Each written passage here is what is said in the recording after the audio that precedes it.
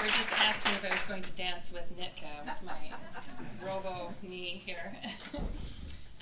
Well, thank you, Rebecca, and thank you, Morningside After Dark, for having me, and thank you all for braving the cold and coming out here tonight. I'm really impressed by how many people are in this room, and I'm just very honored to be here, so thank you.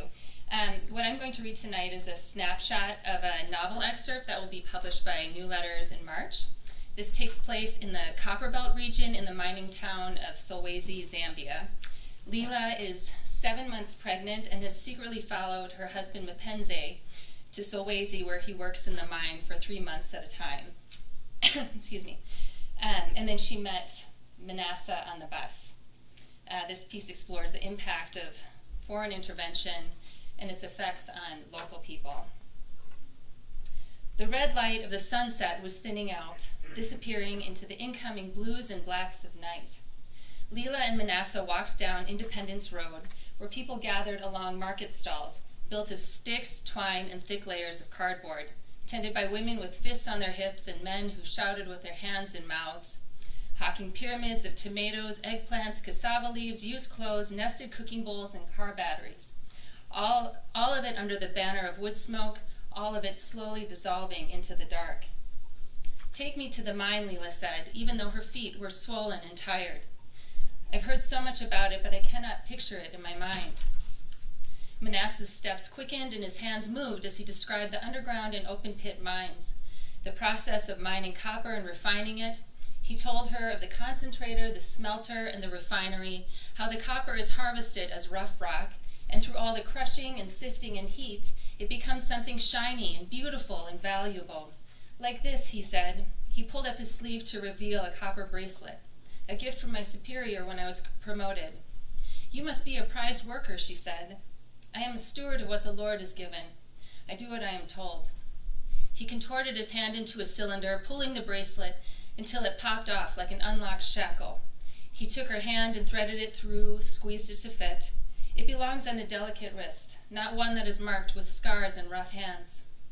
She turned her arm in a way to hide not only the freshly scabbed crescent moon, but the map of events Mapenzi had created over their 3 years of marriage.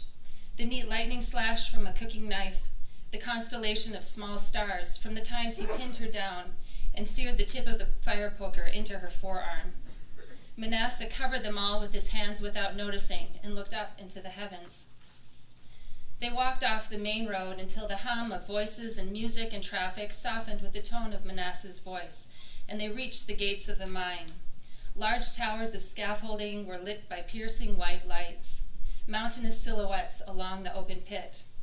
"There's a canyon on the other side," Manasseh said. Earth that had once been flat and undisturbed now opened up, like a doctor taking a baby from a woman when the baby is not yet meant to see the daylight. The doctor pulling, the woman holding tight. Who will succeed? Leela held her abdomen with one hand. The other hand ran along the tall chain-link fence with sharp spikes on top that went on as far as she could see under the electric field, her fingers dipping between the metal and spaces between. "We should not stay long. Anyone watching may become suspicious," Manasseh said, eyeing the guards in the distance. "We do not want their attention." "It is much bigger than I had imagined," Leela said. "I only pictured a small building with a shaft to go underground."